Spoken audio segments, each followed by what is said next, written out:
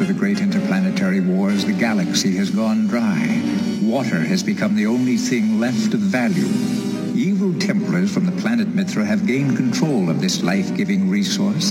Their power is now absolute, except for a few rebel pirates who survive by stealing ice from the great Templar fleets.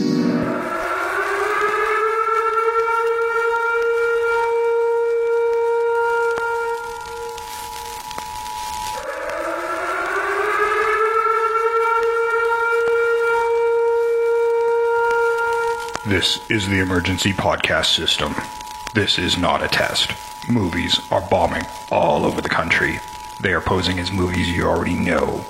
They may already be in your theaters, your neighbor's home, or even your own. Do not panic. Specialists have been dispatched.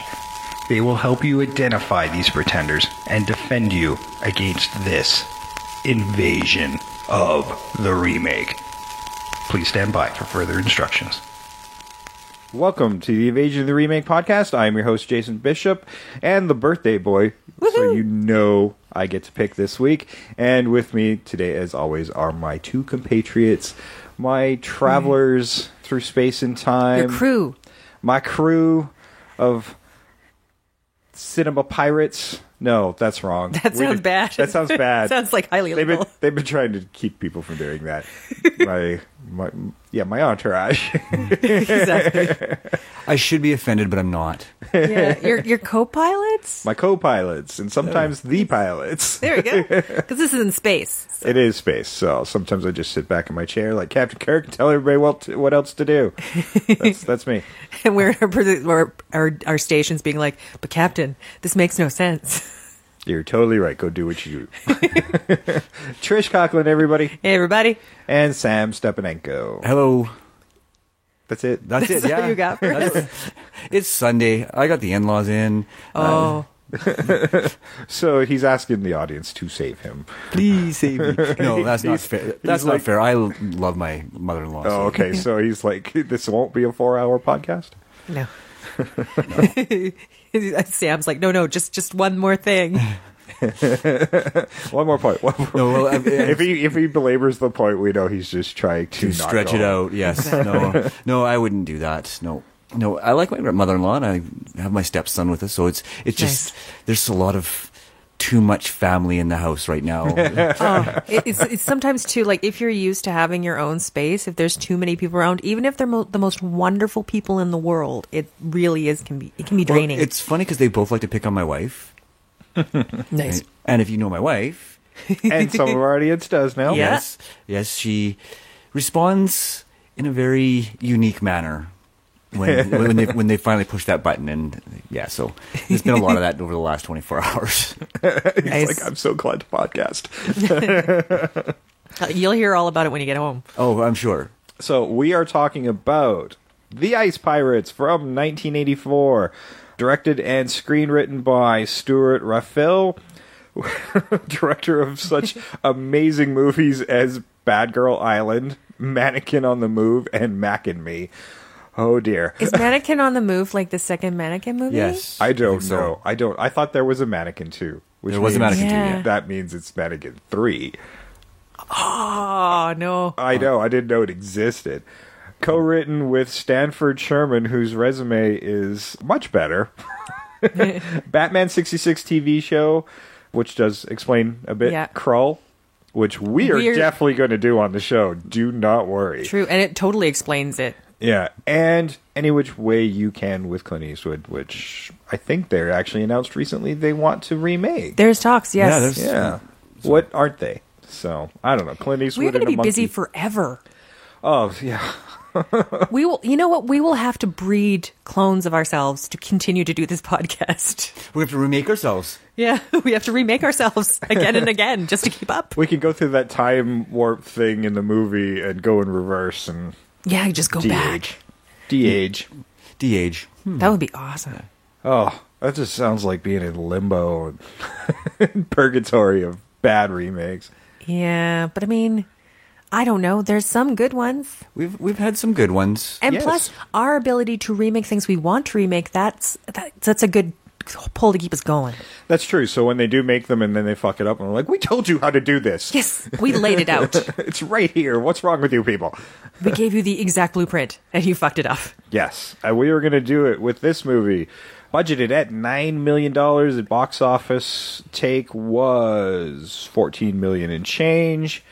So not a big success. The original budget for this movie was $20 million. It was going to be a far more serious movie, and then they slashed it and rewrote it as a comedy and went the more low budget route. And I guess given the box office, good thing they did. Well, no, that's not fair. If they had put the But money it would have into been a different movie. It would have been a different Yeah. movie, and the box office may have been astronomical. Well, Kevin Costner was originally offered the role, and that alone would have, especially 80s Costner, that would have driven.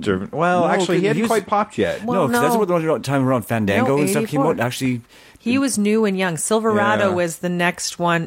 Silverado was 87. 85, 87? I think it's 80, maybe 85. 85, 87. It was later. Yeah, so he hadn't actually popped yet, but No. you know, I think of what Kevin Costner was after that, and I'm like, that would have been great. But yeah, he wouldn't have been a big draw at that time. No, he wouldn't have been. 'Cause No. I think like his only major role in that was a Big Chill, and he played a corpse. He didn't even have dialogue. He got cut from the movie. Yeah, all you saw was his hand. Yeah. Best hand corpse ever. Yeah, exactly. But that's not going to get you a leading role in No. big box office. Yeah, I heard this guy play the hand in The Big Chill. We have to go see it. Not something a lot of people would say. No, Well, still, given what this is and how early it was for most people's careers in this, a lot of people went on to some great things in this movie. Yeah. no shit. So, Robert Urich, who was more of a TV guy through most of his career, and this is a very out of character kind of Well- for what we would know Urich for years later. I Not think. completely, because I was spending this morning going through like his kind of back catalog of stuff, and he was on Soap very briefly as like Peter the tennis pro. He was the guy that got murdered on Soap. Yeah, and this has a very kind of soapy feel to it. It in a totally does. lot of ways, yeah. A lot of And ways. there's also like I think there's one called Gallivant that he was on where he played an ex-CIA agent become an oceanographer, and it's one of those ones where like it's serious action but there's also a bit of comedy. It happens. He was No, there. He was playing Robert Urich in this movie. Yeah. He's certainly playing- fun. Yeah. He's always played quite that smarmy, self-involved kind of guy, and that's Yeah. who Jason was. Yeah. Right? Oh, absolutely. It was he's a pirate. Yeah, Jason, great name. Just saying. Oh, yeah. Great name. Mary Crosby, in her second feature film as Princess Karina. Michael D. Roberts, who is another lead in this. Yeah. His claim to fame is Rain Man. Angelica Houston. Oh, my Yes. fucking God. John Matuzak. Matuzak, yeah. Matuzak, thank you. And better known as Sloth from Goonies. Yep. The year after this movie. Exactly. Ron Perlman, also in his second feature film. Mm-hmm. And it's weird because, like, I think of him as a kind of a giant of a man, and then you put him to Next to Matuzak, he looks like a child. yeah, he looks short. Like that, all that entire cast must have been like 6 feet. Yeah, because Well, Robert Angel- Urich and Ron Perlman are like around. They're the They're the same, same height. height. And Angelica Houston is very tall. Yeah, She's like 5'11". 5'11", yeah, somewhere around there. yeah. Everybody looked like they were the same heights, and I'm like, Jesus, how big was this Matuzak guy? He was a wasn't he? I think he was a former football player. He was He was, giant. yeah, he was. was a football player. Yeah. yeah. But he's so enjoyable in this as like this lovable giant. Yes, Killjoy. Yeah, great name. He was, absolutely. John Carradine, in one of his last roles as a Supreme Commander. We don't really see much of him, actually, in this movie, No. to the point where most people got his character confused with Jeremy West, who Yes. was Zorn. Bruce People in Vala- this room. People in this room. Bruce Valanche was Wendon. Marcia Lewis was the Frog Lady. And another short appearance by Robert Simons as Lanky Nibs. Yep. Oh, Lots so good. Lots of good characters that have some good moments. It, much like Star Wars, this movie jumps around from planet to planet and Yeah. situation to situation, and there's a lot going on in it. Just over an hour and a half runtime. It's a I think pretty quick even movie. including credits, it's like 131 minutes or 1 hour and 31 minutes. Yeah, it's a Yeah. fast-paced movie. And I think it's sort of it's that's part of what some of the problems was is it tried to cram too much in the short period of time. If you just took out like a couple of elements, still great. Or you just made the movie it was supposed to be. But I don't know what that movie Well, is. and that's the thing. But I'm guessing because it does draw comparisons, but to Star Wars, believe it or not, people do compare Which to Star I feel Wars. it does. I don't see any. I didn't either, right? But I think especially when you see look at the costumes and Well, there were a lot of low budget sci-fis coming out at the time, trying to take advantage of the genre being really hot at the time. Yeah. And that's why I think this movie would be good to be remade right now, because sci-fi is starting to come back. Yeah. And, sci-fi was making a comeback, but it was kind of that grounded sci-fi, like Looper and things that happen in the real world, or real-ish world. And now we're starting to get things like the Guardians space and operas Star Wars are Yeah. really coming back, so the big space operas, that's I- exactly what this is a space opera. yeah.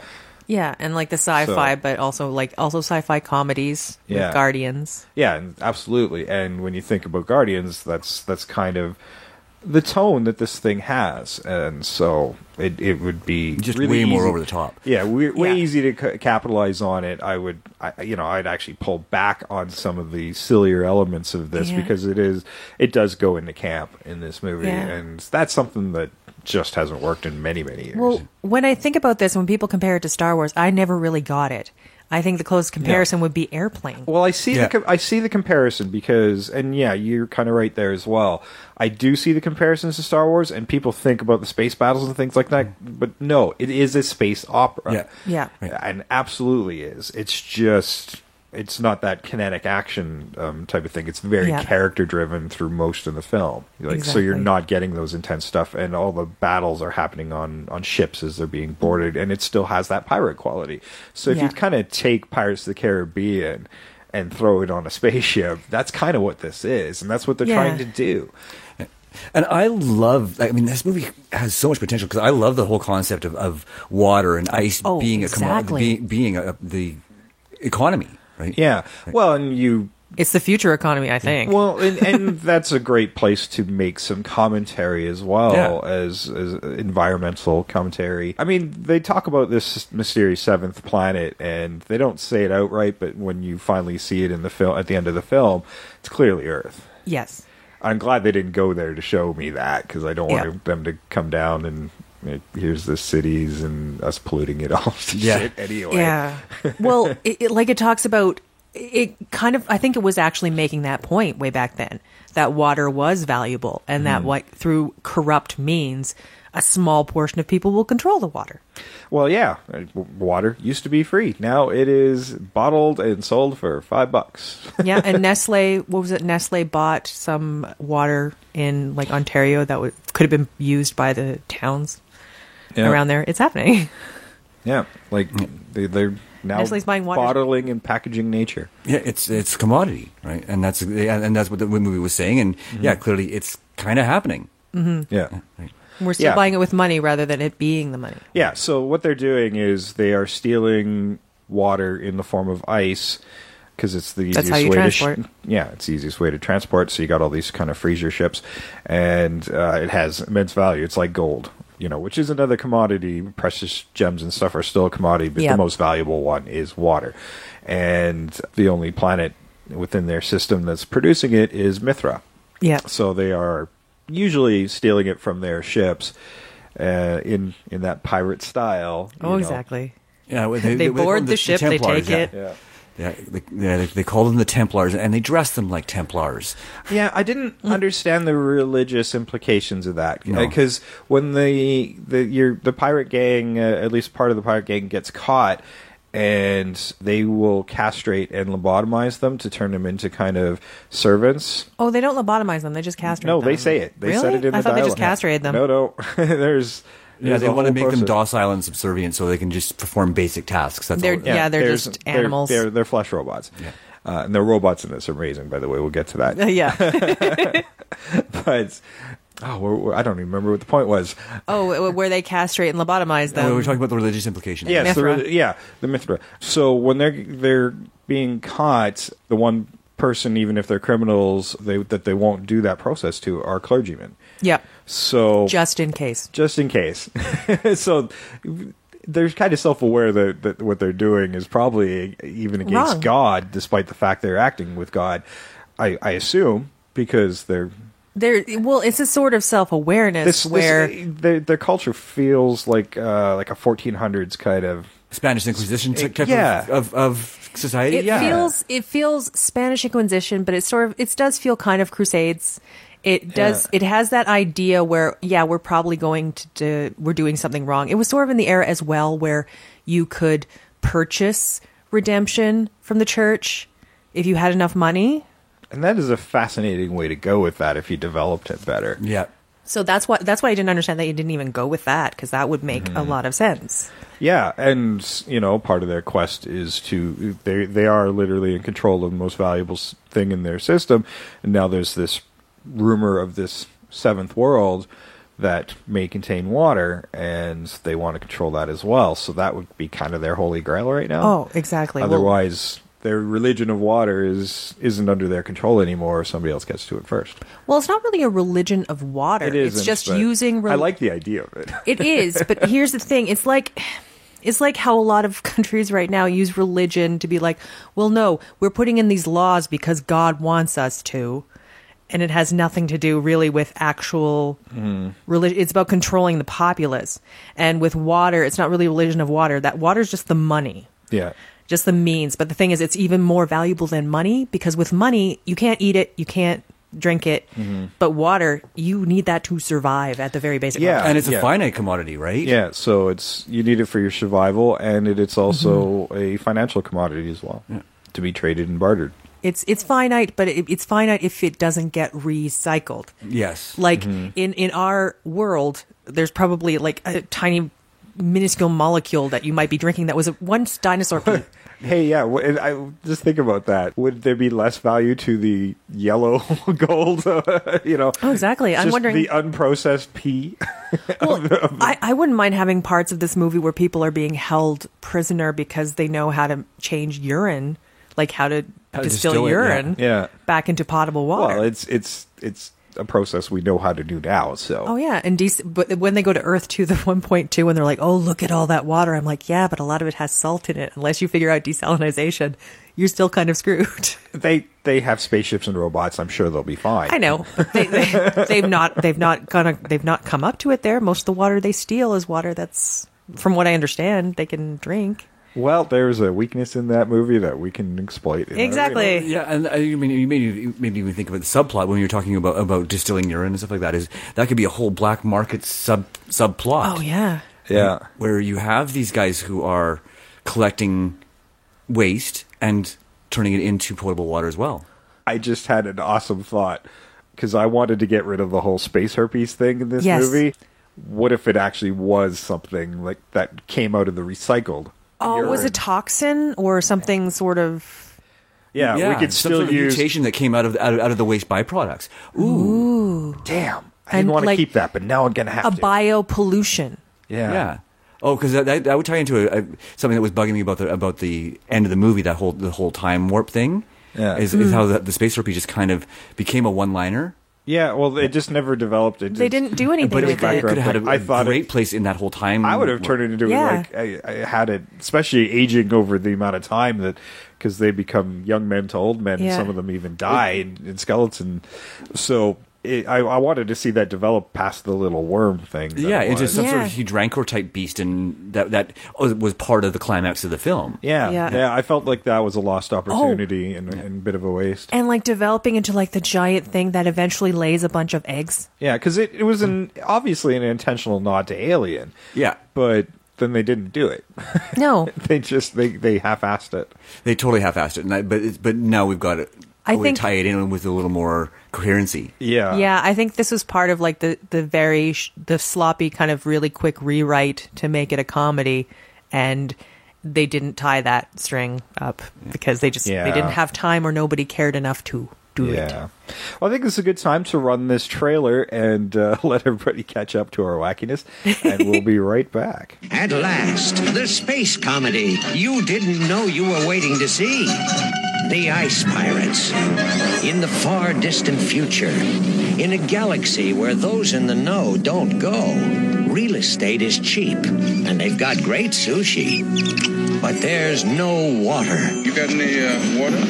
It is a time when desperate men will swing from the chandeliers just to get a drink. Just take a look at that. Good men like Jason, space pirate and explorer of the cosmos. His chief engineer and fellow rogue Roscoe.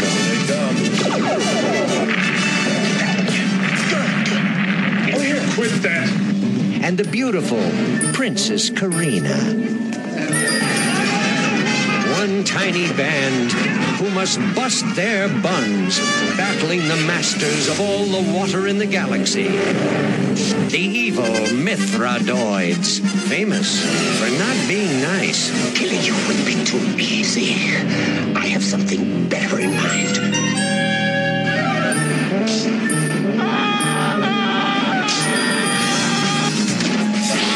The Ice Pirates. Let's party. See startling special effects. See depravity in zero gravity. Bye-bye. See glamour girls from another galaxy. See kung fu robots. And delight in the mysteries of the seventh world. The one place in the universe to get a decent glass of water. Don't do that. You insist. How's it going? It's going great. How's it going with you? The Ice Pirates. A totally spaced adventure.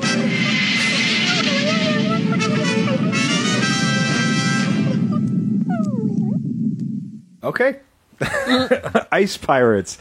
So, when was the first time you watched this movie? I saw it probably when I shouldn't have, when I was 10 in the theaters with my mom. Oh, wow.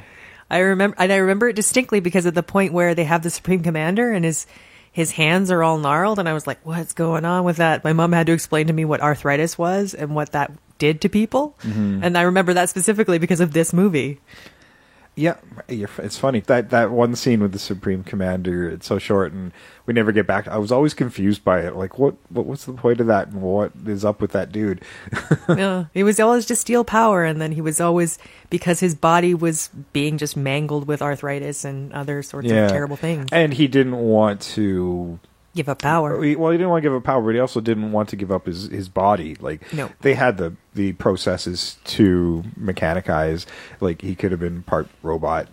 Like, they had all that. And they insinuate that they've extended his life a long time. Like, he's well past the age he looks. Like, I think they suggest that he's well over a couple hundred years old. Oh, exactly. Yeah. He's been alive a while. Yeah. So what was your first watch, Sam?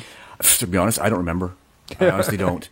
I suspect it was probably on VHS when I was a teenager, because it did come out right around the time that I was watching this type of movie without reservation. I would watch this type of movie, and I've seen a lot of bad ones. But yeah, I'm sure it would have been on VHS when I was probably about 15 or 16 when it came out on. Yeah, I think my story's very similar. I didn't see it in theater, although I remember the trailers when it came out wanting to. But we just didn't go to the theater very much as a family. So I did not see it in theater, but we did rent it a few times. So, and then eventually joined in my VHS collection, and which went away, and then I replaced it. So it was a good love for me and my brother, and we were always, if it was a sci-fi or a fantasy movie in the 80s, we were going to probably watch it. And this is probably one of the friendlier ones. It's not there's no swearing, and there's well, there's that whole no nudity, there's but a lot of suggestiveness. Suggestive, it's like I think looking back on it when I first saw it in the theaters, that whole bit with what was it, Passion Storm? Yeah, the whole sex scene. I didn't know what was going on. I was just a little kid. You probably wouldn't have gotten the space herpy reference either. I didn't either. I didn't get the space herpy reference, and also at the time I'm like, that's a stupid name for a space alien. But the only thing I could think of was when they did that Passion Storm thing. I didn't know it was like sex was happening, but all I remember as a kid is thinking, like, going, so they go all around stealing water, and then they're just wasting all this water. Well, that's why I said, right how are they now. getting wet in a hologram? Yeah. In fact, it looked like they were just having sex in front of a big screen television. Yeah. So where was the water coming from? Yeah, I didn't Unless know it it was happening. recycled pee. I know, like, or I thought it was like some sort of something held like in a pool for programs with water in there. Oh, I hated that. I don't know what happened. Every time I watch it, I'm like, God, this is wasteful. Yes. Yeah, it's an unnecessary extravagance. I mean, they're struggling to find water, and then they're just using it for their pleasure. Yeah, I mean, if they're Yeah. going to have the little whole sex hologram thing, Do something different. we'll just leave the hair dry, and then we know it's not real water. Yeah. Like, duh. Yeah. Yeah, or just something else. Something different that's not water-based. Yeah. What do you mean, like, ew, not water-based? I'm I not, don't oh, know no, what I'm it's not gonna talking be. about some other substance that isn't water. I'm No, not- some other scenario that doesn't have to do with rain or water. I didn't go there. No, you didn't. You inferred that. Jesus. As usual, Trish Mines goes to the dirtiest place. I do. I know that. I admit that. Maybe it's movies like this that cause my brain to go there all the It's not time. like they were jacking off in a trough. Well, almost. It's, Well, there were a lot of hands in that kitchen. that's a lot of yeah, see, exactly. That would be You can't- different. You can't think that somebody didn't think about using them for other than cooking. I swear to God, Ron Perlman had used those hands for other things. I think he may have. You can't tell me he didn't. I'm sure he tried it.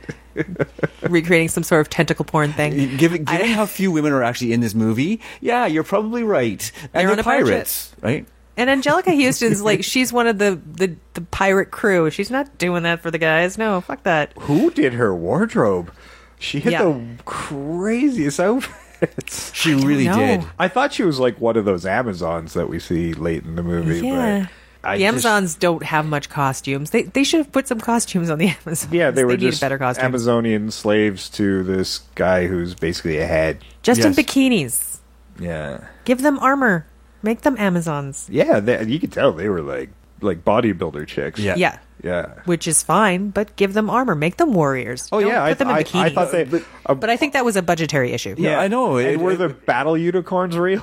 Or it was, robots? It was speaking to that character, to his, Wendon. Wendon. Sorry, I couldn't remember his name for a second there. Yeah, Bruce Valanche. Yeah, his character was skeevy, right? So Yeah. he wanted these muscular women, and he wanted to be able to look at them because, well, he doesn't really have a body, right? So I think that it was supposed to be exactly that. But I'm not scantily clad how women. I don't know how certain I am that Wendon was into females. Because he does say a lot of suggestive things to Jason. That's a good point. flamboyant. Well, it's He might be bi. Who am Yeah. I? And It's space. why am I being so close-minded? He could be bi. it's space. It's that would have been very open-minded for the 80s, but yeah, you would think at this point we just go out and multiply regardless of Yeah, we'll invade the universe like a virus. yeah. Yeah, but yeah, I mean, again, and he is literally just ahead. Yes, yeah. We're not when we say just ahead. That's not a form of speech. This guy, literally in the movie, turns out to be just ahead. It's just a head. Yeah. Which is awesome. That's one of my Yeah. favorite things in the whole movie is, especially when his head rolls across the floor. He's like, my head. Yeah. Ow. And the way they torture him to get him to talk. The feather. Yes. Just puts a feather under his nose. Okay, I'll tell you. Big boy. Chew. Yeah, yeah. I forgot how much I like that actor. He's so over the top all the time. Yeah. Yeah, actually, he was probably my least favorite Hollywood Square. Yeah, that's what I remember him from. I Me don't remember too. him from anything Ice else but this Pirates and Hollywood Squares. Yeah, so even if he's center square, you're like, don't take center square. Yeah, that was literally his career, to be a square. I think that was a few people's careers. I'm trying to Jim J. Bullock. Yeah, that's reminds. There we go. I was thinking about him as well. Jim J. Bullock. He was on a couple sitcoms, but generally Hollywood Squares was his career. Yeah, sad. Okay, so back on track to Ice Pirates. Yes. At the beginning of this movie, man is the tone set. They're getting ready for the raid. They join ships and cut into the ship, the Mithra ship, and they bring out this big laser gun that looks like a giant penis. And they come through the wall, and it turns out to be the lavatory, and there's an alien taking a dump. Chicken Man. Chicken Man. Oh, some things you just can't unsee. No. Like he's just hanging out on the bog, tiny little skinny chicken legs. Yeah. Literally a chicken And leg. it started this like it's a big pirate team. Like Yeah. this is a pirate ship's worth of crew. Yeah, so Well, yeah. I like that they did that. It wasn't just sort of the core crew. There were other crew members. It Yeah. made sense. Yeah. Yeah, and lots of robots. Unfortunately, a lot of crew are lost in this Yeah. this initial whatever you call it. This mission. Sortie. mission. Sure, sortie. Ooh, sortie. Sortie is good. We're getting fancy.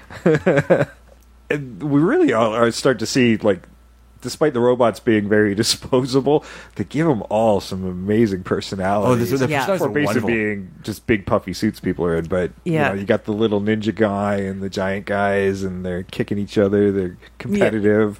Yeah. Or the one that's like The sca- shaking, the scared scaredy cat. one. Yeah. Yeah. Yeah, and I love the little ninja one because he just won't give up. He's got no freaking head, Yeah. and he still won't give up. Yeah. He's got a lot of heart, guys. Yeah. For a robot, he's got a lot of heart. Well, he becomes the one later on that's built on the Omega robot. I think so. Yeah. But- he becomes the big one that Roscoe puts together. That's the best one they've ever had. Yeah, and the one he paints black. Well, why is it black? Well, Yeah. it had to be perfect. I wanted him to be perfect. yeah, which great is- throwaway one-liner. It was. Which I loved, which is why my Roscoe is still black, because I need to keep that line in.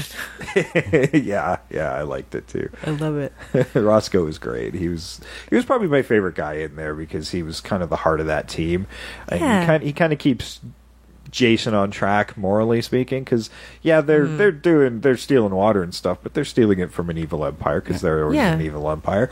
They get on the ship and they discover a beautiful princess. Who is in suspended Sleeping animation? Beauty. A Sleeping Beauty. It literally, I wrote it down. I'm like, it is the Sleeping Beauty scene. Yeah. He opens it up and He steals her. He fucking steals her. not right away.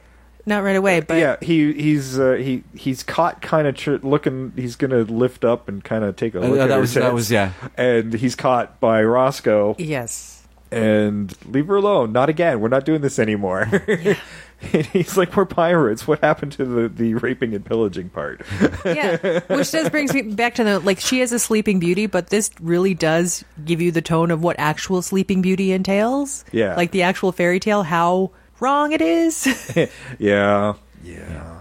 So Jason's got a skeevy nature for sure. Oh, yeah. So they go back to their heist, and then as things go wrong and they're kind of escaping with their booty and making it back to the ship, he goes back to get her. Then he fucking steals her. Yeah. Then he fucking steals her. Yeah. At which point, yeah, and then Angelica Houston meets up with the rest of the crew, and they're like, oh my God, don't tell me what the fuck he's doing. Yeah. And she's a badass. Oh yes. She's a badass. She doesn't put up with any shit at all. No, she's a very strong female character. I really liked her. Yeah, and this kind of set the She's tone for the- her entire she's the career. 'cause soldier. She's always been Yeah. that character. Like Yeah. every time you see her, she plays a badass Oh, woman, yeah. right? Yeah. No, she Not was to be messed with. She was definitely the soldier character in the movie. Yeah. I had no idea until a little later on in the movie that Ron Perlman was the chef. He loses a Yeah. hand in that initial. Exactly. Oh, at least we think so. I don't know. Later Well- on, he just plays the trick and he's got a hand again. So See, and I think there's probably like a missed scene where in this universe they can regrow you a hand or something. I would think. I mean, 'cause remember the scene where they hand it back to him, and then his hand sort of pops out, like it's like a running gag. Oh yeah, like Yeah. I think he took his old hand and then he gives it to him, like, you know that joke where you've got the hand pulling it, but then you let it go. Ah, that's what he was trying to do. yeah. Yeah. They go a long way to set up jokes sometimes in this movie. They do, yeah, and And sometimes they don't pay off for sometimes like a half an hour later. Oh, exactly. Yeah, and then he sort of groans, like, oh, That was a long setup for that. yeah. Yeah, sometimes I was upset. I'm like, we took that long to get there, and that's what we got to? Yeah. Yeah. I mean, kudos to the writers for taking the time to try and like Seed make you wait- something. to seed something and make you wait for the payoff. But yeah, They need sometimes to be better. well, and you know what? In 1984, That was their the target comedy. audience would have been 14, 15-year-old boys, Yeah, I suppose. Yeah. right? And 14, 15-year-old boys probably would have loved it. Yeah. Oh yeah, like this was I think for 84. This is the comedy that you get. Like think of 84 comedies. This is Police what Academy, we're thinking. Yeah. you know, this is- Comedy's come a long way. Yeah. sometimes we still get Scary Movie 4. Not Scary Movie. 18 18. I don't even know where we are with Scary Movie anymore. or Scary House. There's Scary Movie. Then you get not just Scary Movie, but like the ones that are branching off from Scary Movie. Yeah. Like Scary Movie when it first came out, actually not a bad movie. Yeah. Now, there's a scene when they're escaping and they're being chased by the Mithra ship. Yeah. And it's like an old, it's not even an 8-bit game. Yes. This is like Pong era type It's of Space Invaders, Galaga. but in It's- Pong. Yeah, it's really low res, and Jason's going, no, shoot here. Oh, you missed, and then the ship rattles as it gets hit. Yeah. I'm like, okay, that's great, but I don't think that would work anymore. No, it wouldn't. Because like in 1984, that was the gag, because you go into a video game place and It there's even always sa- that guy that's beside you going, there, oh, get that one. There's It always even that says dude. game over, and I do like the idea, like, because it is a rough-looking universe. It's especially for the pirates, it's a lot of repurposed technologies. So, Yeah. taking an old arcade game and then repurposing it with your scanning device, it kind of makes a little bit of sense. Yeah. Yeah, but if you establish that a little bit more, I'd be kind of on board with that. Yeah. But I actually found that was one of the things I did find actually funny about the movie was that particular scene, because I remember going to arcades and that guy and yeah, it was fun. Yeah. For you kids who don't remember arcades, it was all your individual PlayStation games as big upright consoles. Oh, and you also had to leave your house to go to them. Yes. Where other people existed as well. Yes. You also had to look out for the drug dealers. Oh, and you had to use money, physical coins, to push into them to pay. Yes, and it was a social activity. You'd go play games with other people you've never met before, and or just watch and learn how to play the game. Yeah, it was fun. It was something different, and it was a very different kind of social activity. Yeah. It wasn't. It was actually social. Even though you were playing video games, it was still social. Yeah. Unlike video games nowadays. Well, no, with the online play, I guess it is getting more social again. Yeah, but in a sort of maybe not so positive way, because there's a lot of trash talking and people like picking on each other instead of sort of supporting each other. Well, you remember when we did Flight of the Navigator? We haven't done that one yet. No, the other one where he gets picked up because of the video game. Last Starfighter, where people are around watching somebody play and cheering them on. That was a thing that happened. Yeah. Well, I mean, it's kind of evolved into esports. It's gotten really weird. It's gotten a lot weirder, actually. Now we just do it from the comfort of our own home, watching people play video games. I guess it hasn't changed. It's just got a bigger audience now. True. Yeah. I mean, I don't know. There was some sort of excitement being near somebody physically watching them do it, like any other sport. Yeah. Something better than not seeing it through a screen. Yeah. Well, I don't know. You kind of feed off that energy, I guess. Yeah. Yeah. Yeah. So, all that's from remembering what it was like to be a kid in the 80s. Yeah. Yeah. And that's why I think we're all 80s kids, so, that's why we love this movie. But yeah, for our younger audiences, I don't get it. Well, you weren't there. Yeah, you got to know. Oh my God, we've gotten old enough where we can say that. Well, you weren't there. You never got it. I remember when. For some kids, it might be Speed. I don't know. Whatever shit was out in the 90s. I remember when we went to arcades. Now that we've made ourselves sound like 1,000 years old, that's awesome. So, okay, they got the siege on the ship. Some of the guys are caught. Some get away in the ship. So, the ship splits apart. It splits, which is kind of cool. Yeah. It was very cool. Like most of the crew gets away that didn't already die on that siege, and Jason and Roscoe are captured and the princess put into the pen, and and then the princess is kind of responsible for getting them out of their castration predicament. Castration and lobotomy. She saves both the big head and the little head. That's one way of putting it. Yeah, she basically says, if you don't do what I say, then it will happen. But they also meet Killjoy, who's and that's important because Killjoy's in there. He's stolen something off of somebody else who's been caught in there. A big guy. Yeah, some big black guy, and I wouldn't mess with him unless I was just as big as or bigger than that guy, which he was. Yeah, I think John Matuszak was still a little smaller than that big guy. Yeah. So he trades whatever he stole for some soup that Roscoe had left. Roscoe wasn't going to do it because survival and doesn't know when he's going to eat again, and then he has a little bit of taste. He's like, yeah, okay, I'll do that deal. Yeah. And this guy's Killjoy smart. He stole it, but the whole point of giving it to Roscoe is that Roscoe would get in trouble if the big guy found out that he has his gold thing. Killjoy's smart. He knows how to do stuff. Oh, he's constantly manipulating. He's constantly scamming. For a guy that big, he's constantly avoiding trouble. He can hide. He's hiding everywhere, and how he's hiding. I know. That's where we learned that they don't castrate the clergy, and there was one guy in there, and we don't see the scene, but he must have, beat him up or something, or wheeled and dealed for his robe, because when everybody's coming out, he's been separated from the rest of them. Because he's wearing because he's got collar, the clergy. Yeah, the robes.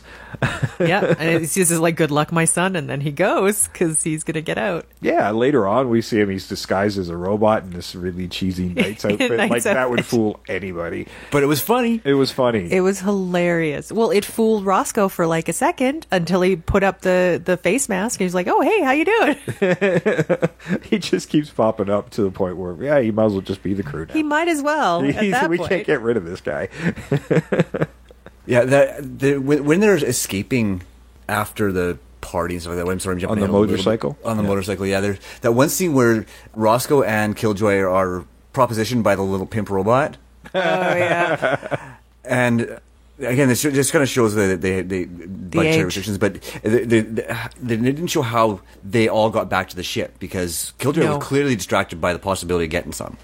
True. Oh yeah. Yes. Right, and they were headed towards getting some.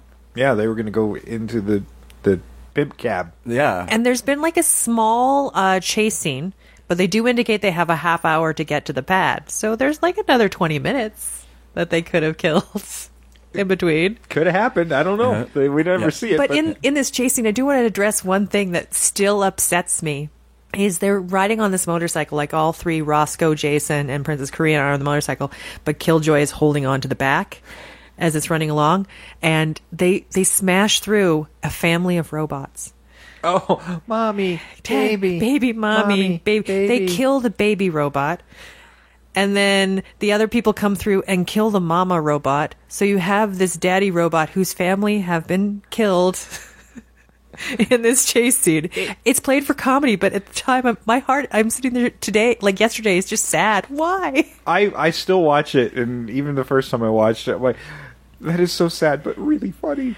I know. It's wrong that I'm laughing at this. But at the same time, why would you build a family unit of robots? It makes no sense. What purpose does that serve? For the gag. Period. That's it. And they do. They go out of their way to build things for the gag. And it's funny because those were particularly more practical robots. Yeah. They looked like something that you could remote control. There were a couple of them within the film where instead of the ones that look like that look more like people shaped. Those are obviously guys in suits. Well, you look like those ones that you would get at on Sears. Remember the little ones? You get a little robot dog and a little tiny little robot one that would roll around. Yeah. Oh, half the props on there were the old Simple Simon machines. Yes. You're right. I'm like, hey, that's a Simple Simon. Hey, that's a Simple Simon painted black. I'm like, and I saw that about 4 or 5 times. They just repurposed a Simple Simon by changing the color. Speaking of repurposing, when they go to, I think it's Mithra, the domes of Mithra. Yes. Did you recognize those? I did. Where did you recognize those from, Trish? And could it have been from a previous episode? I do believe so. I believe that episode was called Logan's Run. Boom. Boom. Drop the mic. I'm out. Nice.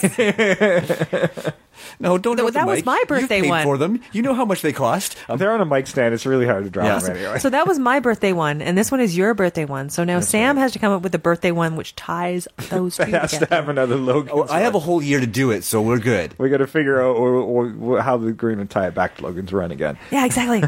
But yeah, that was repurposed, and we've talked about that many a times on the show where they'll take something from another film and repurpose it for their films, and that was that backdrop that got repurposed, so that was kind of cool. Yeah. It was kind of cool. But yeah, so anyway, yeah, after the heartbreak of the robots, they get on the ship and they take off because Yeah, and we did skip over the party, but that's basically to establish why she's rescued him in the first place. Yeah. They're pretending to be castrated as servants at that In time. those awful white wigs and white eyebrows. yes, I don't know what that is. It's just that's the uniform. and I the guess. castration. All of a sudden, they have high voices. That's not how it works. No, but it was funny. It's was. funny, but it's not how it works. No, that's just how everybody thought getting kicked in the nads would be. Yeah, and as a guy, I can tell you that my voice never got squeaky like that when I was. Yes, tell us, Sam, how many you were times injured were in you the hitting nads? the nads? Oh, well, not that many times, but as a guy, there are always accidents. Bike rails. Yeah. Anybody who's just been a skateboarder. Yeah. Yeah. So park benches, yep. Yeah. So And if you're a little girl wrestling with like other boys, because you're a tomboy, and you kick them in the balls, they sound high voiced because that's their voice at the time.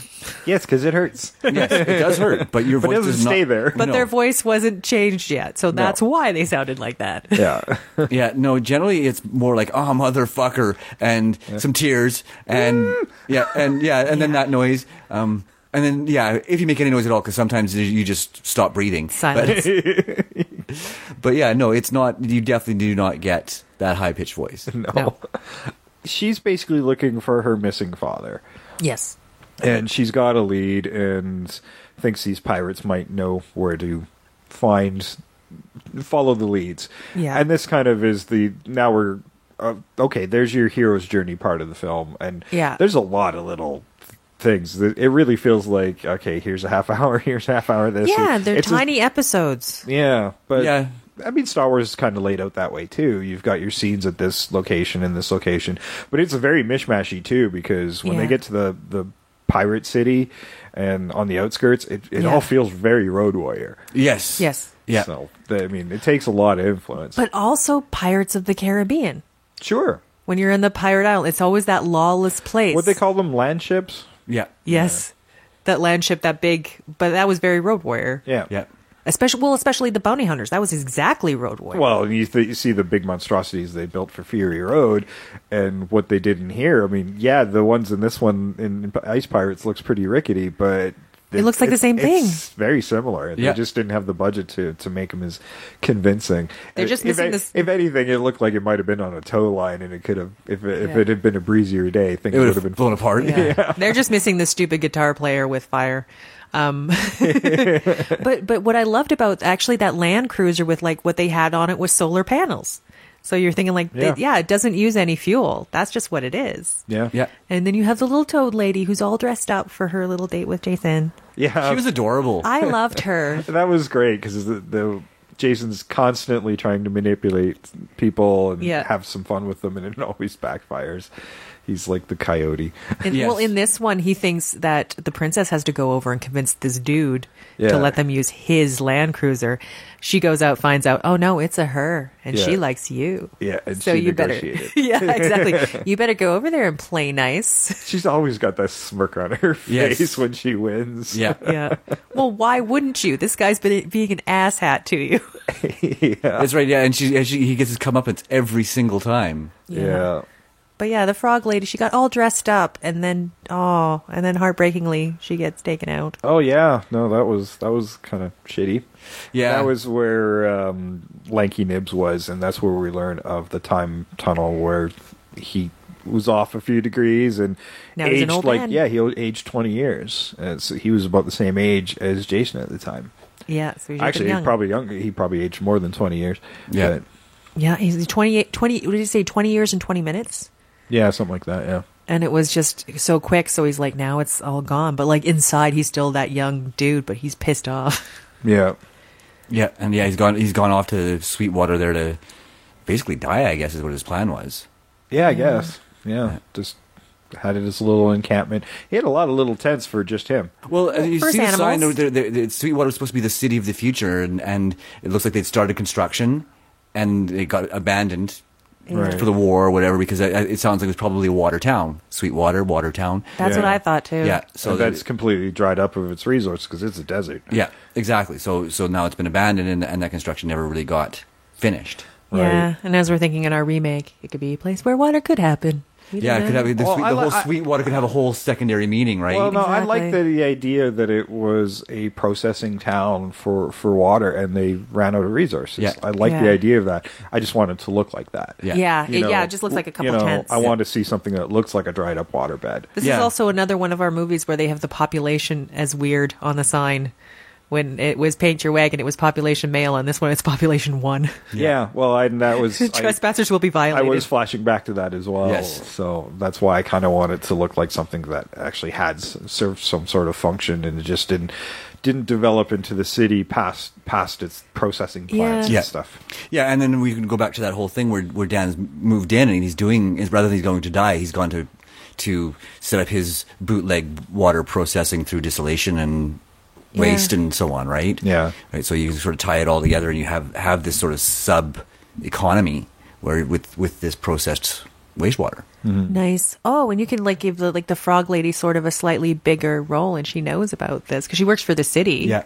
She could be she's the only one who goes out there. Yeah. And probably what would be nice, you find out she's the only one he allows as close enough. He doesn't only likes to get out there. Yeah. Well, the Supreme Commander, I would totally bump up that as well, and have this subplot with Zorn as he's already kind of taken control of it, but in a way he's manipulating the Supreme Commander who can't leave his chair, and is probably convincing him not to do these robot upgrades. Yeah, he's Like, I want to see him being the manipulative weasel. Like you Worm know. Tongue. Yeah, Yeah. he's the Grima Wormtongue of this ship. Yeah. Of this regime. yeah. Nice. Yeah. I like that. Lots of intrigue. That's the Yeah. thing. I think so this you can just have needs them more in there a intrigue. little bit more. Yeah.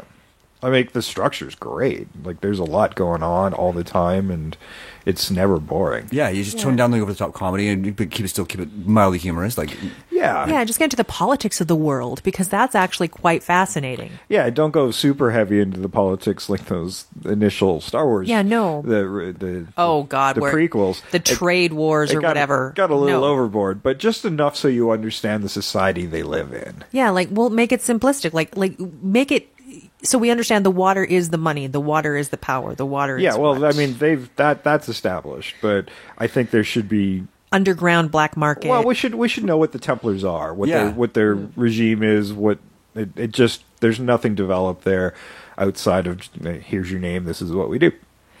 Well- there doesn't seem to be much of a reason for and we've talked about the politics of what that could be. So have the back history as they were supposed to be the saviors of everybody, and people and just instead they handed them become the power. ruin, yeah. And then instead they become the ruin of everybody. Yeah. Which is a really typical kind of thing when you deal with an empire, right? Exactly. It's all it looks like it's going to be your saving grace, but it just turns out to be corrupt. Yeah, Lanky Nibs passes away during this thing because bounty hunters have now come after Jason, and I can't remember what it was a lot, the bounty on them. Yeah, 2 million. Yeah, and He said he considered handing himself in for 2 million. that's right. So yeah, now there's a bounty, and the bounty hunters have come and tracked them down to Nibs there, so they kind of survive that. Well, except for Frog Lady and Nibs. Yeah. Oh, and one of the bounty hunters was the one that we met the night before. Oh, where he asked the princess to dance, but Yeah, and Percy made got a- run over. Yeah. He's pretty resilient for a butler. Oh, Yeah. for sure. He's a robot. He's a robot butler with a nice bow tie. Yes, But he's yeah- constantly straightening his bow tie. I loved him. He's got so much personality. Some of those robots, well, we know they're people in suits, but they've got so much personality, and that's great. Yeah, and the sound design too. Like most of them don't speak. No. It's bleeps and bloops that you can kind of decipher into words. Yeah. Yeah. At least the concept of what they're trying to convey, yeah. I think they do a pretty good job, and it just with the pantomime in those suits, it's actually pretty amazing how much personality they get. But we've seen that with the ball robot in BB-8, so Yeah. and that robot had a lot of personality too on screen. So. Well, you can even go back to R2-D2, right? Yeah. There's another one who had so much personality with no real dialogue, right? Yeah, Yeah, it's and a garbage can. And almost like it's because it's not even a whole thing. Like, so little body language was able to be communicated, but still with R2-D2, you're like, oh yeah, I totally get it. Yeah. Because half of it was also people responding to what he was saying. Yeah. Yeah. Just because you can't see face doesn't mean you can't get a personality out of them, and they did a good job in really giving those robots personalities. Yeah, and they did it with so many of them too. It wasn't just Yeah. like one with a personality. Is like essentially all of Jason's robots had some sort of personality. Well, Well, they- yeah. Well, Roscoe's the one building them, and I think probably wasn't as good on the programming side as the technical side. Yeah. So he could build them, but I get the feeling these were all just quirks that came in the build, and he was buying faulty Yeah. material to begin with. Yeah. Like, or I think- stealing or repurposing. That's what I Yeah. think. I think he was stealing the programming, and there were bugs in the programs, but he doesn't know how to fix those, so it ends up in the robot. Yeah, well, there's the Omega robot that was posing as Karina's Karina's dad. father, and they repurposed that as well to become his ultimate fighting machine. Yes. Exactly. Yeah. And yeah, that's where this thing leads. Nibs leads them to Wendon and his Amazons. Yeah. And tickle his nose. And then they go talk to the Omega robots. And there's a little message. And then they get the ring from inside of Wendon's head. Yeah, like he had it in his mouth. And there's like a joke about a deposit, which makes me say there's a whole thing that he keeps flirting with Jason. Yeah. They didn't overtly make the head joke, but it was a head joke. It was a head joke. But yes, but Oral fixations. Yes. what's nice, I kind of like the whole thing where the two rings together make the thing I happen. really like that. That was a little bit of a fantasy movie throwback. But Yeah. that kind of works in a pirate setting anyway. Yeah. She puts her ring, puts his ring in her ring, and then kind of blows on it and spins it, and it comes up with the hologram and a message. I'm like, oh, that was kind of cool. And it's technology in a way. Yeah. You could say it's magic or it's technology that's in the rings. It's Oh, just for sure. compact technology, and it was really a cool little effect to have a secret message to get to the person they need. Now, Yeah. they're constantly escaping from the Templars, but this has been a grand setup all along because they are trying to use them to lead them to the Seventh World. Well, because Karina's dad would never tell them where it is, Yeah. but he'll tell Karina. Yeah. Yeah, and that's what they're counting on. Yeah. And there's another Star Wars sort of reference there too, because I mean that was the whole thing with the Death Star and letting Falcon escape as well. Is they had the tracker on the Yes. Falcon, right? So Yeah. so I'm beginning to see now why there were the comparisons to Star Wars. Yeah. Right. More and more as we talk about it. Yeah, for sure. But yeah, so you find out that's the whole point of it when they're on their way, and then you enter like the fourth or fifth story. Like I say, like most of the time you're talking about Star Wars are acts, Yeah. but in this one there's like so many sort of points where they feel like episodes not quite acts, Yeah. and then you get to like the final act where they're almost there. Yeah, so they've been led, and now they have the coordinates and the time tunnel, and they are basically told not to deviate from this. Not by 1 degree. Not by 1 degree, and the Templars do catch up to them. So there's this crazy battle through time. We're seeing them age through seconds. And when we go back to that hologram thing where they're having Karina and Jason Yeah. are knocking boots Yep. in rain. Yeah. We will fix that. But turns out knocked her up too. I know, right? So we get the whole birth to adulthood in this this scene that's maybe 10 minutes long. And he's just like he's called away from battle for a minute. She's looking really irritated, and he's like, "Oh, sorry about that." Yeah. It's It's like, hello, daddy. I like the nonchalanceness of it. I'm like, oops. But then there's Bruce Valanche, who's like sort of the go-to between this, because at the beginning she's feeling she's getting morning sickness 3 months in. They've given Bruce a body now. Yeah, he's got a robot body. Yeah. They've just tossed him in, and then he goes to find Jason. Like, Jason, the princess is looking for you. She's pregnant. Yeah. I love this whole scene. There's a lot of good comedy within the combat. Yeah. Oh, yeah. The space herpy gets stepped on. The aging of everybody. The nanny turns into a skeleton. She's like, "Oh, go get Nanny," and then she comes out and Nanny's a skeleton. Oh yeah, no, Nanny's very old. Don't bother her. No, Nanny's a skeleton. Nanny's been dead for a while. Yeah. But when I think about how long it takes a body to go into a skeleton, Nanny dies maybe 10 minutes after they go into the warp. like she's dead real soon. Yeah, she probably didn't make it very far. No. But all the pirates are getting older. They're getting beards, and their beards are turning white, and They're getting longer. Yeah, to the point where at least some of them, Jason got recast. Yes. Really old. Most of them got recast, and then Jason plays his own son, or Yeah. Robert Urich plays his own son to save the day. Yeah. And then it just blinks out. this whole lifetime. It flashes because it's like now they were returned. They Yeah. looped back to The where moment they where they entered left, it. Yeah. So they've come out the other side and looped back to their younger selves. But the Templars were just off by that Degree. and they were lost. And we see Zorn the last time we see him. He's old. He's old, and when the kid saves the day, I hate kids. And it comes out. He comes Yeah. in this weird throne. I'm like, some of it's a bit overdone. It's like the old ones they used to have where, well, they've done it in Game of Thrones where you sit in a thing and people carry you. Yeah, Or people it carry feels you. like that. Yeah, Yeah, that's what it looks like, but it's robots instead of people. yeah. And I'm like, well, why bother? Why would you even leave your own ship when you have all your other guys doing all this stuff? But the other thing about it too, this is the only other thing that kind of bothers me about that time warp thing, is they have the whole thing where the robots are fine through this entire time warp. But the thing about any sort of technology or anything there, if you don't maintain a robot, it will break down. But we do see that with Percy a little bit. Parts are a starting to little fall bit, off. but most So of the they- other robots no. No, and maybe we should have seen more of that. They do address Yeah. that minorly, and then it's ignored. They're No. like going, "Yeah, we realize that. Here's your nod," but we don't see enough of that. No, I think you should. Yeah, like I wouldn't mind seeing two robots hit each other and then just fall apart like they're Legos. Yeah, That would be funny. And Yeah. one guy falling fighting with only one of his arms still attached, right? Or and hopping around on one leg, just like because parts are falling Yeah. off, right? Yeah. And the guy's just seizing up, Or in the middle of a stroke and stop. Yeah. Or some new robot just sort of coming in and like going, yeah, no, they just made me. Yeah. Yeah. All shiny and new. Yeah, all the other robots. Or there's a couple new robots. Are like, we got to make new robots. They go back and make robots. Yeah, that's all. That's what Roscoe should be doing most of the time is constant Yeah. repairs. Oh yeah. Although I loved his big white afro. Yes. That's my one of my favorite jokes. He's just, the hair has to be like twice as high as him, It was great. and they're trying to run away. That's the other part. The other half of the joke is they're running away. Like, Roscoe, we gotta hurry up.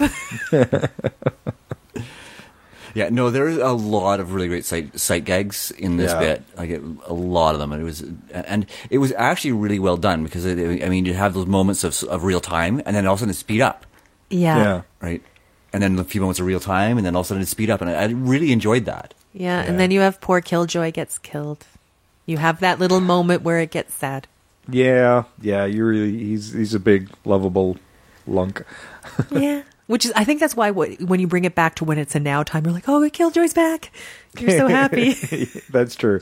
That's a great thing about it. You can kill off characters in that scene, and then it never happened. It Yeah. just Yeah. it all erased, wibbly wobbly, timey wimey. Yep, and then you get back and you see the final seventh planet. Yes, and then they roll credits which I was kind of happy with. But I think I would have liked to have seen a resolution with the princess and the father. But if it turned out to be Earth, I would have been pissed off.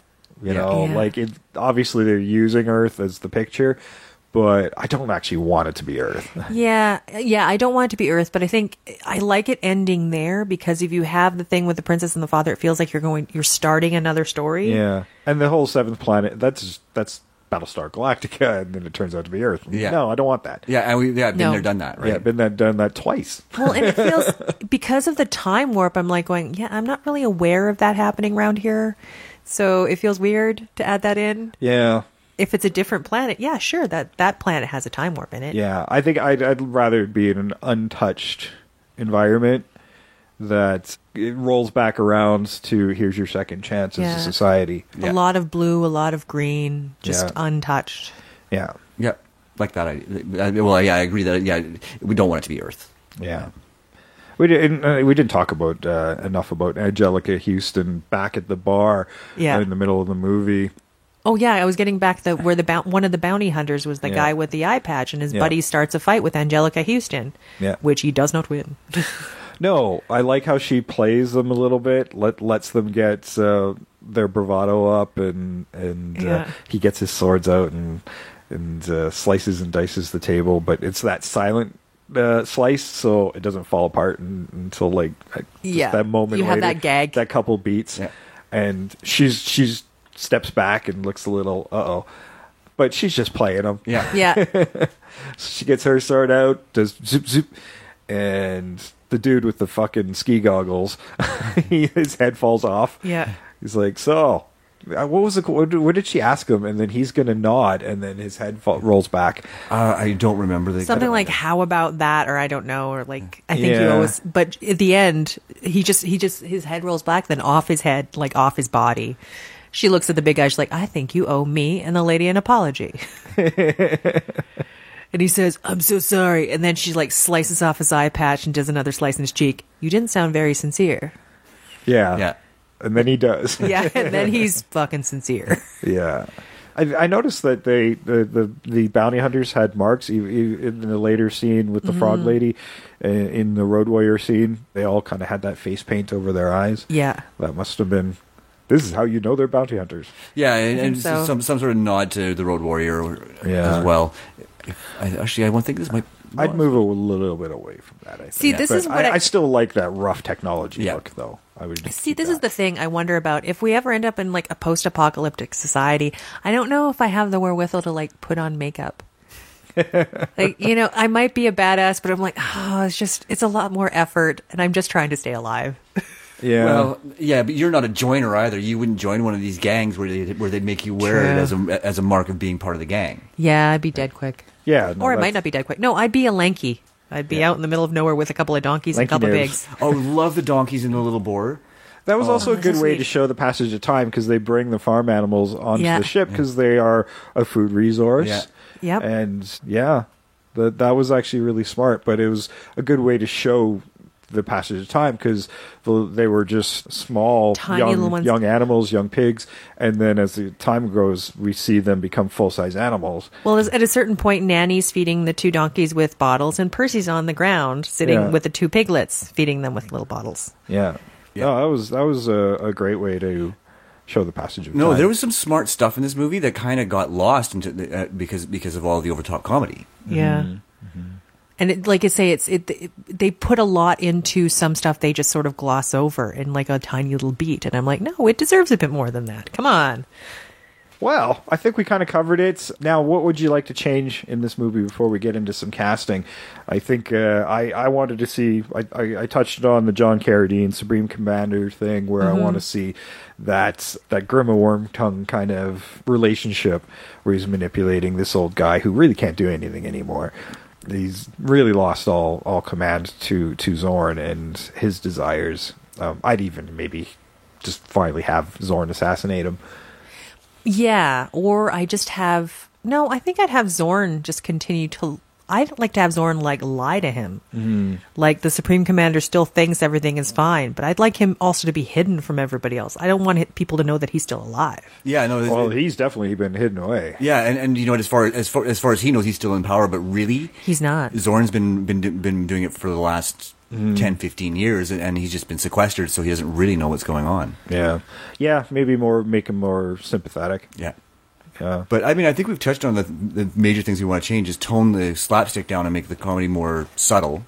Right? Yeah, for sure. I'd go with that more Guardians of the Galaxy. I mean, I'd keep the robots the way they are. I'd change the way they look. Yeah. But, that's your Groot, right? Yeah. Those robots and their personalities, it works so well in Star Wars. It's going to work really well here if you bump it up. I mean, Rogue One proved how lovable robots can be. So yes. Oh, for sure. Yeah, no, and that's I have to agree. Yeah, that's where most of your comedy is going to be is the interactions of the robots with each other and with the rest and of the cast. I would. It wasn't just the personalities. I think I would, because they were so indistinguishable from each other.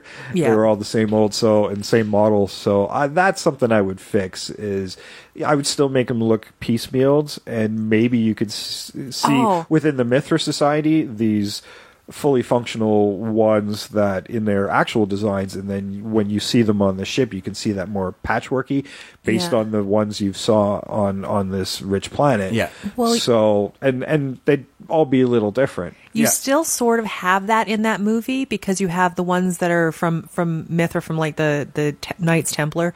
They are more marked up and painted a different way, so you can kind of see those, but I'd like them to all be the same static one. But yeah, I love the patchworky thing, like one has like a red arm, or like one's got a slightly better make them arm. much more distinguishable from each other, especially the ones that are on the ship and stick around. And they have personalities, so they've painted themselves. That would be interesting. Yeah, they've given themselves their own sort of design. But I'd also have like maybe just to keep the cast so you can keep everything straight. There's like 2 that are kind of main character robots that you see the most of. The others are Percy still for distinct. sure. But yeah, like I'd like to have the same thing where there's 2 kind of main character Percy's robots. your more polished C-3PO type anyway. Well, he belongs to the princess. He's already been made the best way he could be made. Yeah. Yeah. No, I mean, I like to see the way it was done in this original movie, where you see bits and pieces of a lot of them, where you see that they have personalities. But you're right, have a couple that get more screen time, where they're kind of more prominent. Yeah, Yeah. the Ninja Bot I would stick around because he disappears for most of the movie until he comes Yeah. back near the end. Yeah. Oh, and what would be great is, you know how he takes this, like he loses his head, but like as the movie goes on, he just has all these other stuff is replaced. Like he's almost a new robot by the end of the movie. Well, it really was just him on the Mega Robot, wasn't it? I don't know. I don't think so. I thought they put his head on the Mega Robot, but I just assumed it was that robot. And that's the part of the problem is like when the They were robots come and more go, and I'm distinctive. not sure Which one it was? Yeah. which one it was. Yeah, So- and yeah, like I said, that's where you have the fun where they sort of choose their own look when they paint themselves, because they're all these the same basic body parts. So in order to express their personalities, they have their ability to. yeah. But you can also have that little bit of poignancy, like when they're having that final battle at the end and they're sending in all the robots and some of them are dying. Like you think of them, like the other crew in Roscoe, they think of them as dying. They're like, Yeah. oh, yeah. Screwy's dead, but we can get this out of Screwy and give it to like. Yeah. Well, I want Jones. actually one of those big ones I'd like to have, like with a skull on it and stuff. They're pirates, and there's no Yeah. pirate skull Yeah. reference. Yeah. You know, Anyone who- that black flag look. Yeah. Yeah. Yeah. No, exactly. And That's the one you put on your Mega Robot. Exactly right, Yeah. but yeah, I like the idea of them sort of customizing themselves because to have the flamboyancy of Yeah. the pirates. Sure. Because the costumes in this movie were freaking flamboyant. Oh, yeah. To the point of idiocy at some points, but Oh, she's Yeah. yeah. Like I don't know who was the designer. I guess I could have found out, but I didn't. Yeah. Didn't Yeah. want to call them out, especially poor Angelica Houston and some of the impractical shit she had to wear. They're very like Jean-Paul Gaultier. Type Yeah, of it was bizarre. overwhelming. Yeah. But you get Jason in like the puffy pirate shirt and the tight pirate pants. Yeah. And like it's just tied at the waist. Yeah. I'd want it to be a proper shirt, but I'm not gonna lie, that kind of worked for me a little bit. I mean, that is very much the stereotypical pirate look, right? Yeah. So, and they went with that. They when they decided they were going to do a pirate movie, Yeah. they went whole hog. We're going to do this. We're going to do this so over the top, and we're going to Yeah, and if every cliche we can. we pull that back a little bit, you could still put those design elements into whatever you're doing. for sure. Oh yeah, and put it like when you say stuff that's repurposed, have it a repurposed look, like a sort of a major jacket with like all the bangles and buttons, and that Yeah. looks piratey. Yeah. No, that'd be good. All right, well, let's get to the fun stuff. Let's get to some recasting on this sucker. There's a lot of characters in this movie. Is there another thing you'd want to get rid of?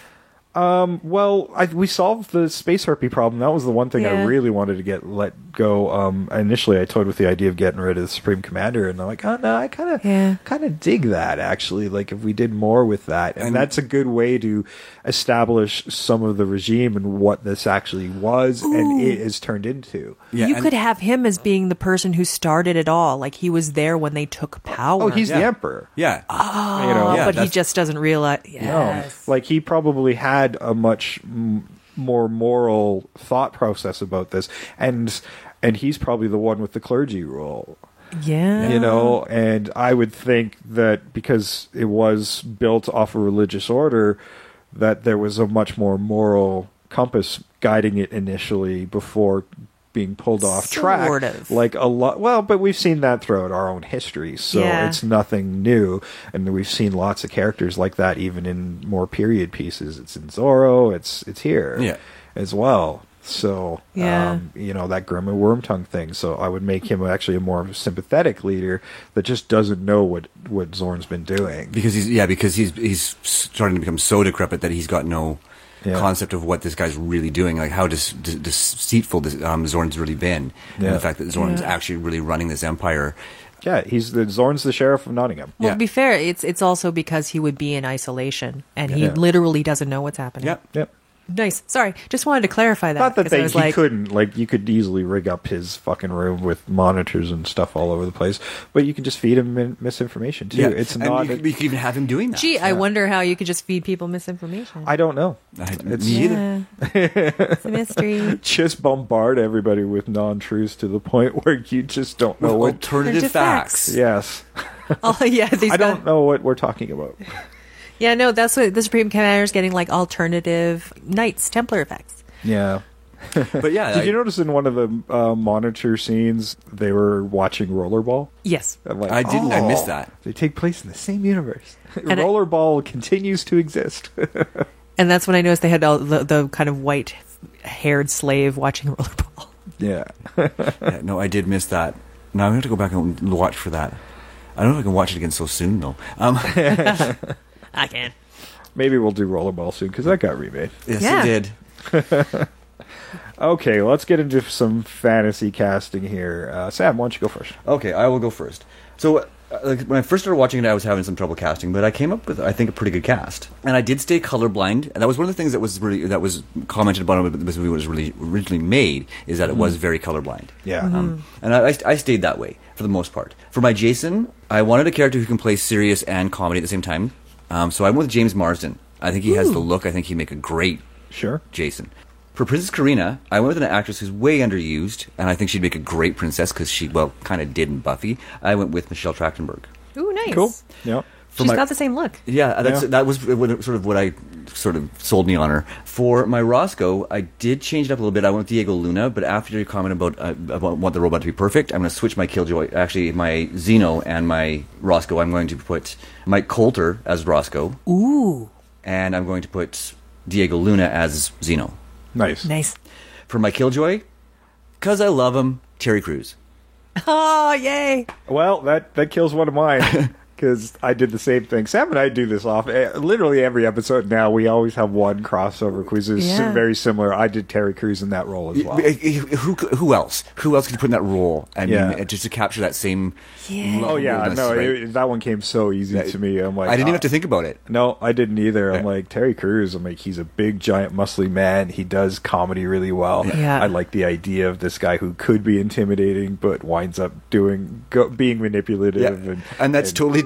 Terry Crews can play that. He can totally play that. Yeah. So that's why Nice. I went with Terry Crews in that role as well. Yep. For my Maida, I went with Michelle Rodriguez. Oh, sweet. I almost did. Yeah, 'Cause see? it was almost too obvious, so I went around it. But mine is you're kind of grown because it makes too much sense as well. And then Mine's not well for known. my Wendon, because I want to see him be just ahead, I went with Seth Rogen. Nice. Nice. That's great. I love that. That makes sense. And then, I went with a little bit of it's still an 80s reference. Though. yeah. See, you can tell I went with somebody who should be that head. Yeah, and then I have one more cast member for my Zorn. Actually, I have two more because I've actually cast the Emperor or the Supreme Commander as well. I went with Tim Roth for Zorn, just because. Very good. That's a really good casting. I'm jealous I didn't do that one. And then So am for my Supreme Commander, because I would just love him, and because I cast him at the last minute, Bruce Campbell. Sweet. I think he'd have so much Sure. fun. He's done the super old character within Yeah. now I can't remember the name of the movie now. Oh, Bubba Hotep. Yeah, that's Yeah. the one. Yeah, Bubba Hotep. and then I love that movie. Yeah, me too. And the short stories. Something wrong with you if you don't. Yeah, Yeah. and the short story is really good too. But and then for my casting, he's already done it, but I think he'd do a great job of bringing the seriousness of the story for your in. director? For my director, yeah, and still keeping that lighthearted humor. I went with Joss Whedon. Okay, we're very much on similar wavelengths there because that led me to my director because I didn't want to do it because he already did it with Serenity. Yes, So, right, and that but- was. I know it feels like a cop out, but I'm like, I just can't see anybody else. No, but that Well, if that that's in follows there- my thought Yeah. process. Yeah, if that's in what he knows how to do. Yeah. Like he can do the space opera and comedy all together. Yeah, I'd love to at least see him producing it. Well, I'll go next because it segues well into mine, and Trish can Nice. be our anchor. Okay. Because What, you say I'm dragging you down? no, you're the one we count on to bring us home and across that finish line. Oh, okay. Anchors don't help with that. Well, that's what it's called when you're doing a rally. Anyway, Sorry. sports. So when I was thinking of director, I'm like, okay, well, I want to have that Guardians level vibe to this, but I didn't want to go with that director because he's done it. And then I thought Gore Verbinski for Pirates. I'm like, nope, he's done it already. Why put it in space? And then I thought, well, Joss Whedon has done Serenity, and he kind of gets that vibe, but I don't want to go with Joss, and that pulled me into one of his guys. Nice. In Drew Goddard.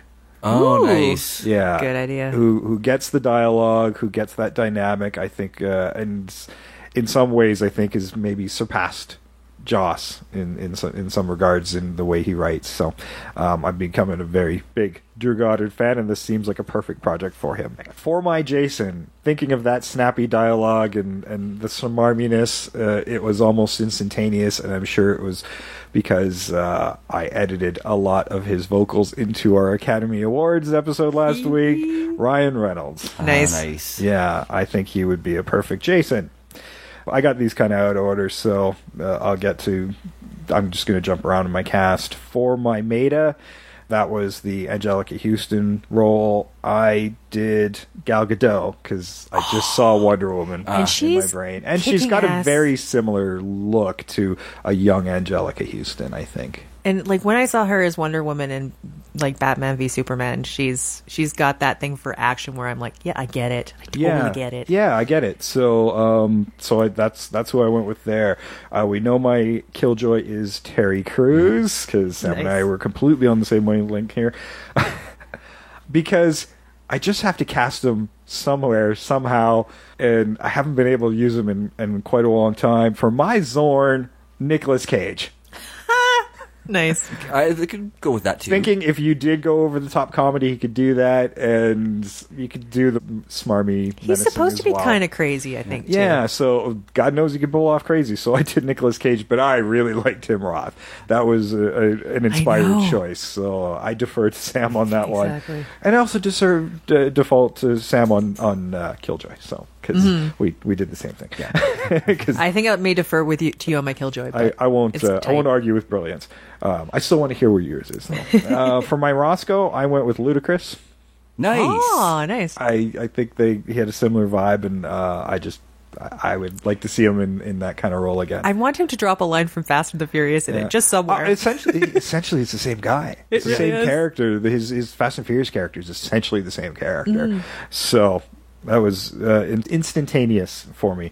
For Princess Karina, that was a little tougher, and I know I've used her a few times. Mallory Jansen, who's getting a lot more parts these days from her TV stuff, but beautiful actress, young. I think she's got a similar look, and she'd be great. For my Frog Lady, I didn't cast my Frog Lady. I did cast mine because you always got to do a little bit of throwback. Nice. And that's Angelica Houston.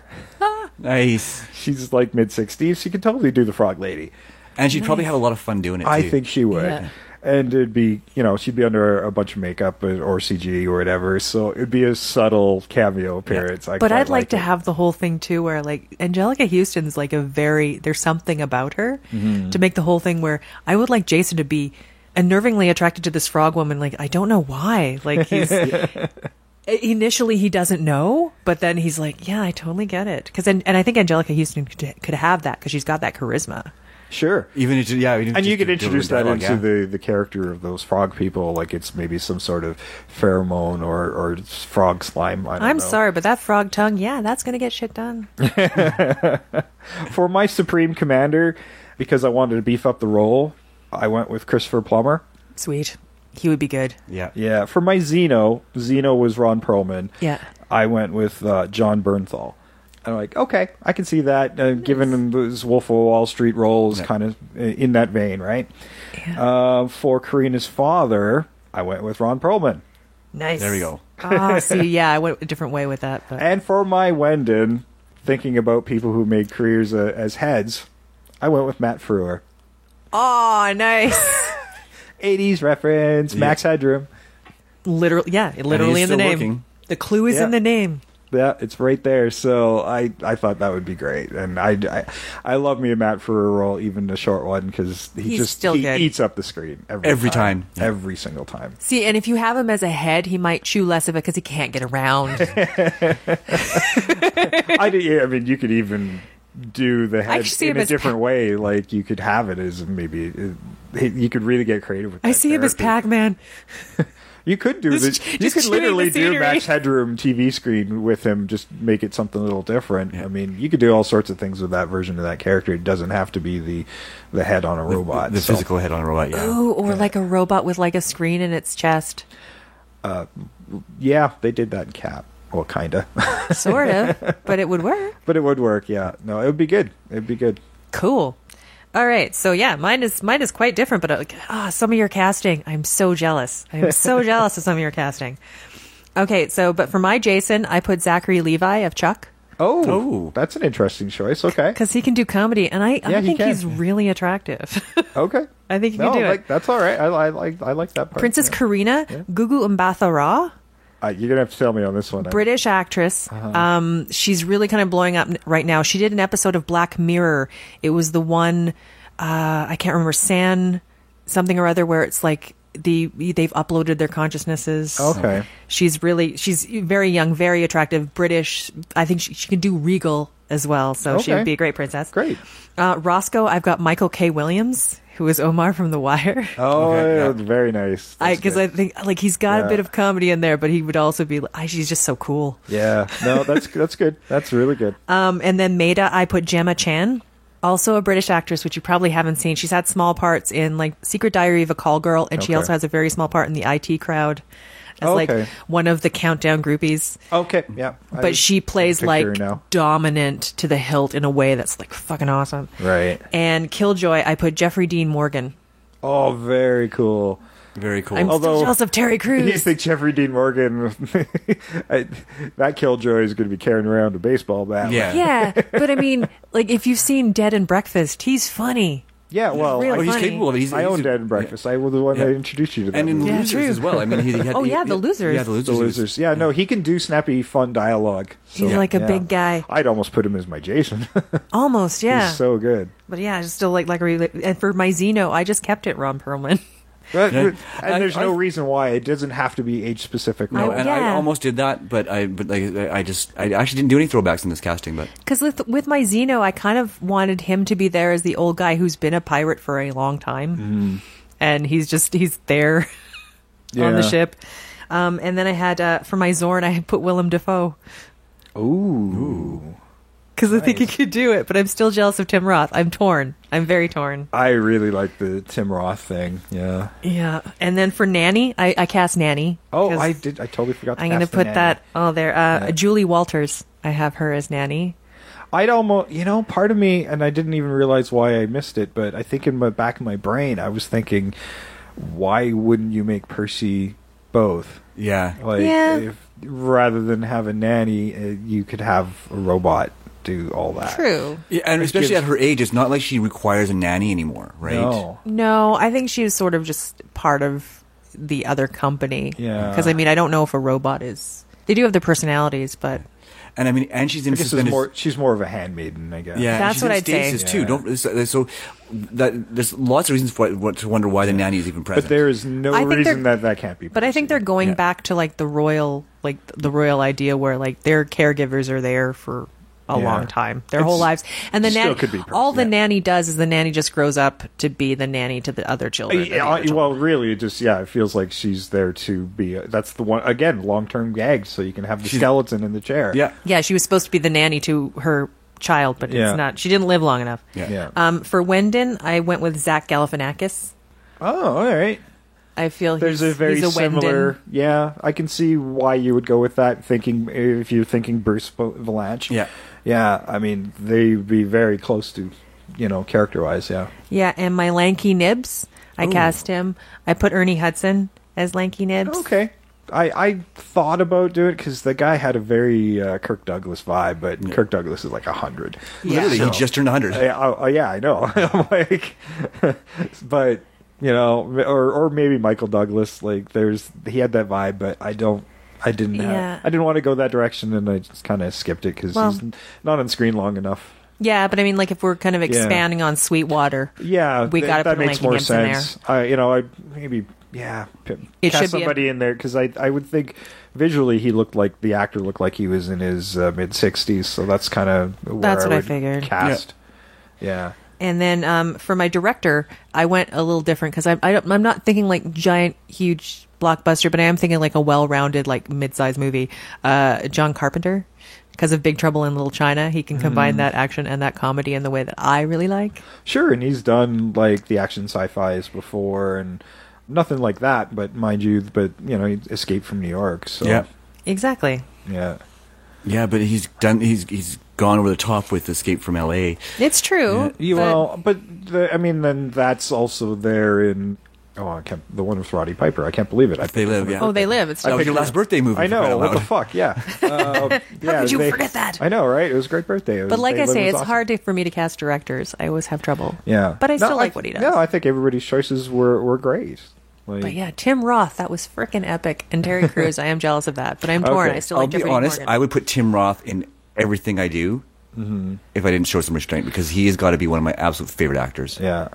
I would give up my Ryan Reynolds for Zachary. No, I would give him up for Jeffrey Dean Morgan in that role. Yeah, he could be. Yeah, he could do it. And he's a big guy. We could go with like their general casting they did before, where everybody is giant. Yeah. Because none of my women are. I think Mike Princess is the smallest person I cast. Yeah, you would not know that those guys were so tall if it wasn't for the fact that you already know that Ron Perlman, this is Hellboy, like he's a big dude. Yeah, he played the Beast, or at least we have the perception of him being a big dude. I guess I don't really know how. I think he's only like he might be a little over 6 feet, but he's not a giant. He's probably on lifters and stuff a lot, and high angles. Yeah. Well, but John Matuzak's huge. What's really like one of the best parts is when they find the space herpy and it's skittering across the floor, and John Matuzak just casually walks around the table with Angelica Houston just on one of his arms. Yeah. Yeah, that really gives you perspective, doesn't it? Yeah, he was a big guy. And that makes me think that Sloth was like, I thought Sloth was big in the Goonies, but now that I think about it, he's huge. Yeah, when you think about, those kids as well, like little tiny humans next to this giant of a man. Sloth loves junk. Yeah. Ruth, baby Ruth. Yes. And we're never going to touch the Goonies on this show because it's perfect. Exactly. Nope. You can't mess with that. That's the child. That's the heart. And we've learned about messing with perfect movies, and we're going to try to avoid those. That's why we do movies like Ice Pirates that could have been much better than they actually were. Yeah, we're taking it back, especially after. There's nuggets of amazingness in this movie. After doing Network, we need to go back to the Nuggety movie. Yeah. That makes it sound like it was a shit. Yeah, but. No, we're okay. Sometimes they are. We use the word nugget because we are panning for gold. Yes. We are sifting through everything to find that gem, that tiny bit of shiny value that will make it amazing. Yeah. And I want to know what our audience's favorite 80s, not your favorite 80s movie, but the favorite 80s movie that is kind of overlooked. It's your guilty pleasure movie. You really dig it, but it's... it doesn't even have to be a cult movie. Even Ice Pirates, I don't think is quite in cult status. It should be.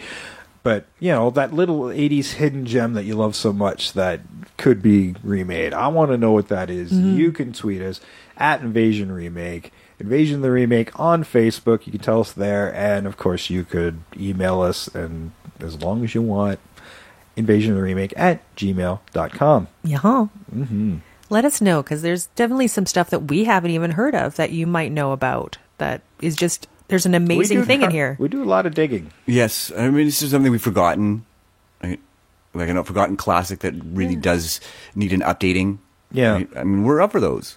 Yeah, absolutely. Crazier the better, because this one is nuts, and it's a fun movie to watch. And it's even more fun to remake. Yeah. Oh, yeah. It's a fun one to remake, so... Like we say, and I think this is one of the good examples where it's still fun to watch the old one. You can put that soft environmental message in it. Still has all that fun of Guardians of the Galaxy, and it's a good all ages sci-fi action space opera. It's Yeah. great. Yeah. It's great. And if you just throw a little bit more money at it, polish it up and develop some of those other secondary characters. Oh, exactly. You probably have a good long-running franchise, but the problem is you never want to find that seventh planet. No. Then it's game over.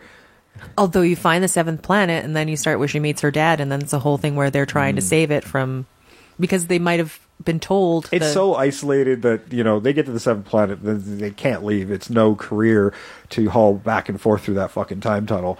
Like, yeah. that's like ice road trucking. Yeah. Yeah. You may never come back.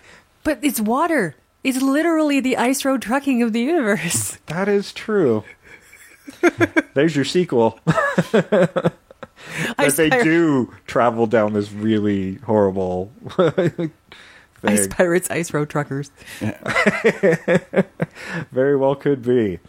Share us out to your friends, guys. We know you're listening and we know you're loving the show, but tell your friends, tell your family, grab their device and subscribe them. Like us and subscribe us. We are on iTunes, Stitcher, Google Play Music, Libsyn, TuneIn Radio, Audio Boom, Player FM, and so many more.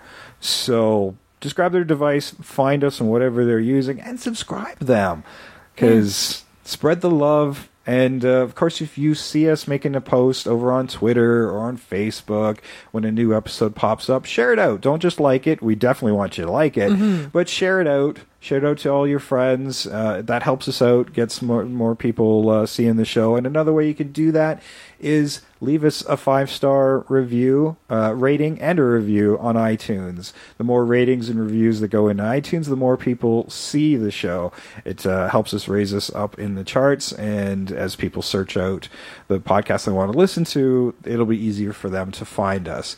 And last week we mentioned if we get to 100 reviews, we will give you a bonus episode, and we will let you choose. We'll break it down to about 4 episodes, and we'll put that poll out on Twitter. So follow us on Twitter if you're not, so you can be part of that vote as well.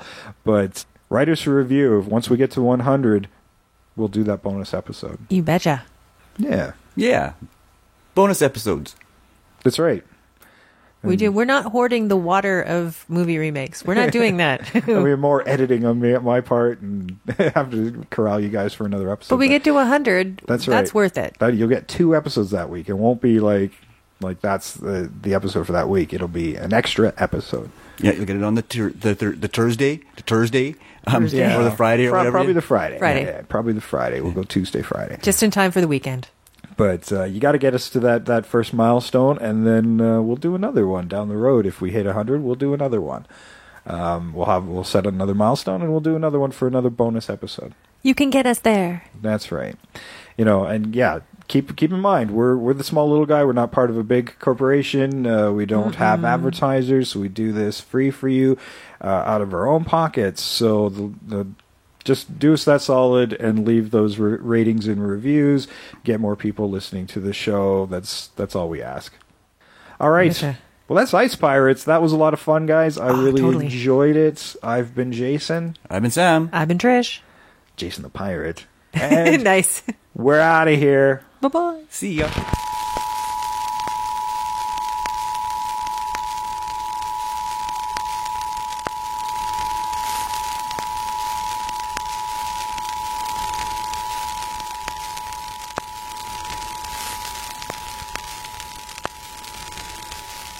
Hey, guys.